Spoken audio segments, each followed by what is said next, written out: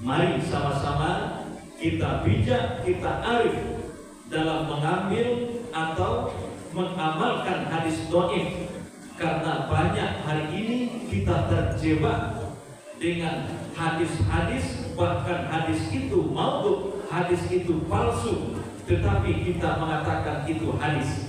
Bahkan itu bukan hadis, tapi perkataan ulama, bukan hadis. Apalagi hadisnya hadis matruk, hadis mungkar yang bertentangan dengan dalil-dalil hukum lainnya. Assalamualaikum warahmatullahi wabarakatuh.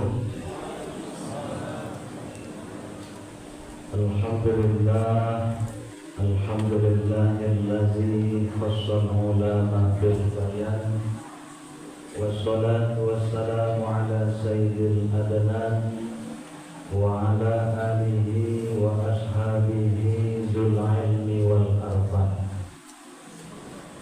Asyhadu an la ilaha illallah wahdahu la syarika lah, wa asyhadu anna Muhammadan abduhu wa rasuluh sallallahu alaihi wasallam la nabiyya ba'dah. Fasma'u ma qala Allah ta'ala fil Qur'anil Karim. A'udzu billahi minasy syaithanir rajim. Bismillahirrahmanirrahim. Wa ma yantiqu 'anil hawa in huwa illa wahyun yuha. Nabi itu tidak menuturkan atau berucap satu apapun kecuali wahyu dari Allah. Yang kita hormati pengurus Pasaman Islamic Center Masjid Agung Al-Muttaqin, yang kita hormati Bapak Ibu jamaah sholat Isya, Tarawih dan Witir, umumnya kita yang hadir pada malam hari yang berbahagia ini. Kembali kita bersyukur kepada Allah, alhamdulillah, sampai pada malam ini hadir sama-sama kita di masjid yang kita cintai ini, dalam rangka untuk meningkatkan kualitas dan kuantitas keimanan kita kepada Allah Subhanahu wa ta'ala. Man qama Ramadhana imanan wa ihtisaban. Siapa yang mendirikan Ramadan, siang dia berpuasa, malam dia sholat tarawih, ghufira lahu ma taqaddama min dzanbi. Penuh keimanan dan keikhlasan, pasti Allah ampuni dosa-dosanya yang telah berlalu.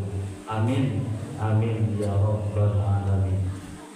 Salawat dan salam sama-sama kita kirimkan kepada Rasulullah sallallahu alaihi wasallam. Allahumma sholli ala Muhammad wa ala ali Muhammad. Bapak Ibu jamaah sholat tarawih yang dirahmati Allah, sesuai judul yang diberikan kepada kami, kehujjahan hadis dhaif.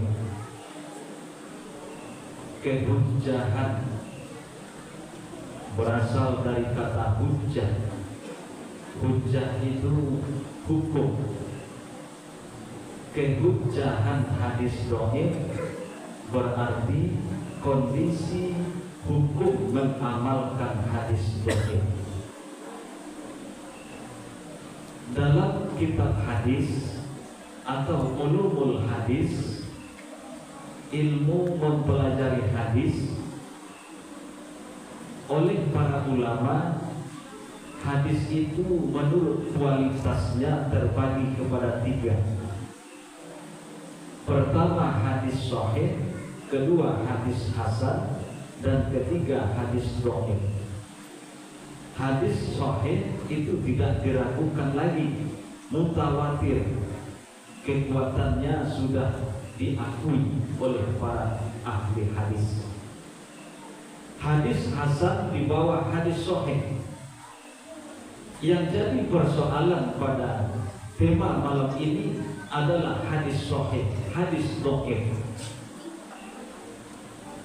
Kita semua tahu bahwa sumber hukum Islam itu ada yang primer dan ada yang sekunder.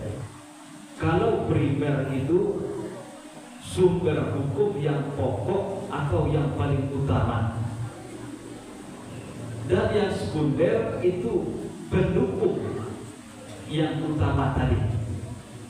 Lebih kurang 10 sumber hukum Islam: Al-Quran, hadis, 3 ijma', 4 qiyas, 5 istihsan, 6 istishab, 7 sar'u man qablana, syariat sebelum Nabi kita Muhammad, 8 ada maslahah mursalah, 9 ada namanya uruf atau adat, yang ke-10 ada namanya sadduz zari'ah. 10 ini dibagi oleh ulama menjadi 2 dengan sebutan primer yang pokok. Itulah 4: Al-Quran, hadis, ijma' dan qiyas, dan 6 pendukung lainnya. Jika suatu permasalahan tidak ada dalam Al-Quran, maka akan ditemukan di dalam hadis. Jika tidak ada dalam Quran dan hadis, itu ditemukan dalam ijma', konsensus atau kesepakatan para ulama. Baru yang keempat, qiyas. Al-Quran sudah diakui, sudah terjamin keabsahan, kesohihan, mutawatir, tidak ada yang bisa meragukan kesohihan Al-Quran. Namun karena ayat Quran itu bersifat global, Al-Quran itu tidak merinci, maka fungsi hadis pertama adalah bayan, menjelaskan ayat-ayat secara global, kemudian merinci, menjelaskan ayat-ayat yang bermakna ganda.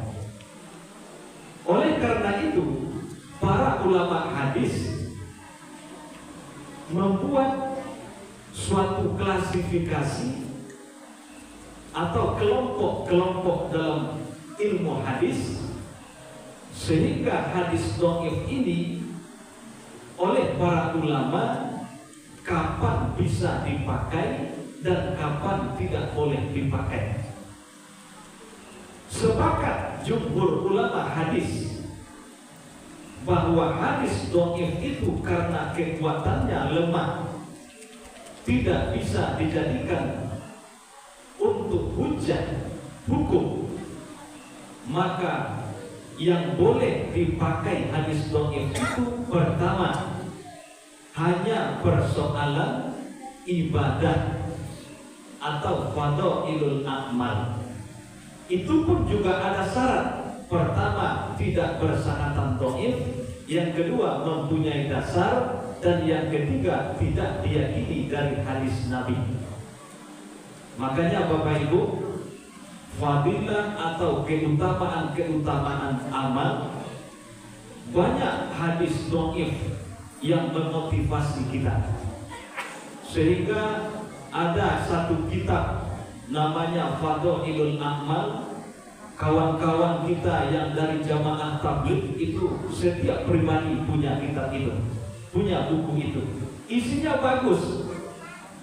Walaupun hadisnya ada di dalamnya dhaif, tetapi hadis dhaif untuk beribadah boleh dipakai.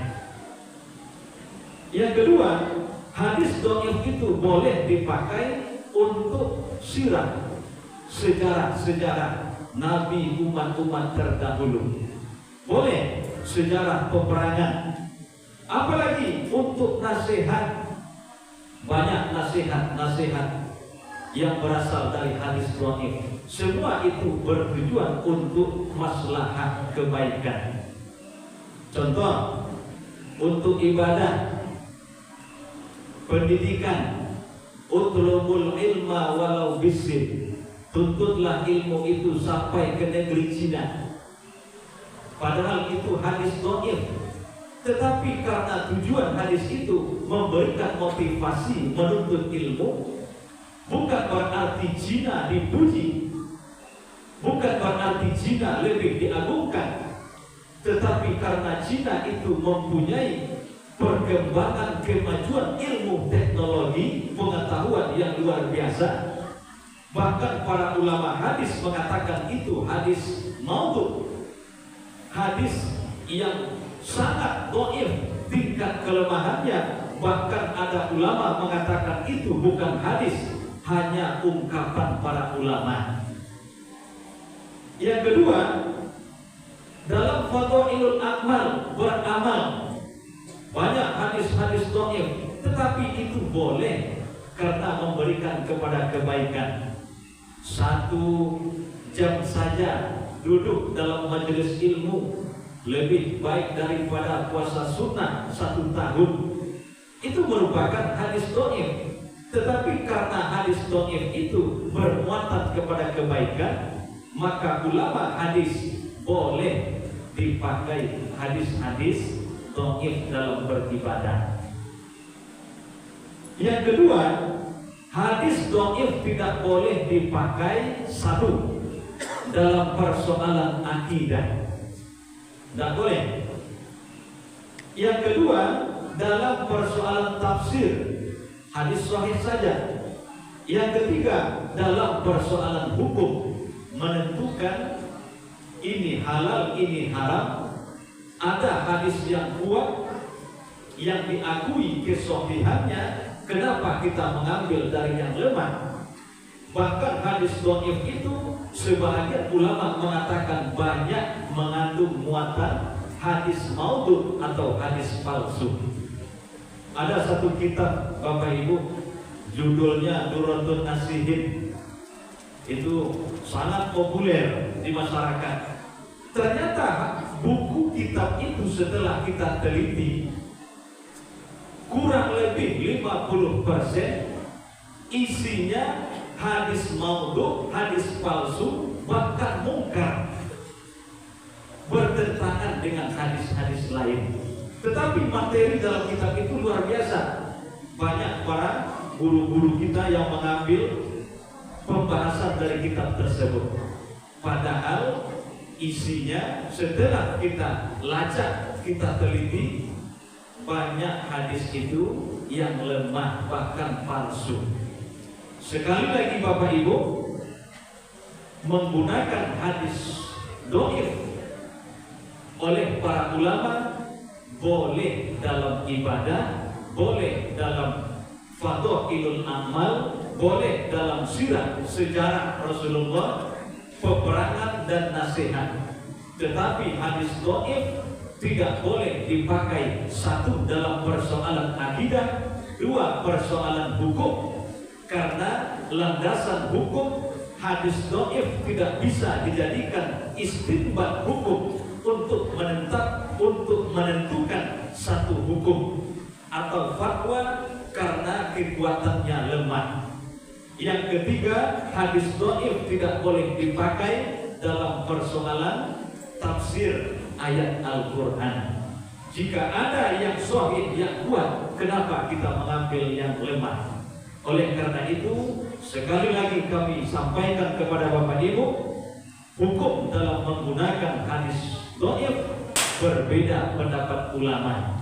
Mari sama-sama kita bijak, kita arif dalam mengambil atau mengamalkan hadis dhaif. Karena banyak hari ini kita terjebak dengan hadis-hadis, bahkan hadis itu maudhu, hadis itu palsu, tetapi kita mengatakan itu hadis. Bahkan itu bukan hadis, tapi perkataan ulama, bukan hadis. Apalagi hadisnya hadis matruk, hadis mungkar yang bertentangan dengan dalil-dalil hukum lainnya. Insyaallah Bapak Ibu, subuh besok kita lanjutkan dengan seputar hadis dhaif tentang puasa Ramadan. Banyak maaf. Assalamualaikum warahmatullahi wabarakatuh.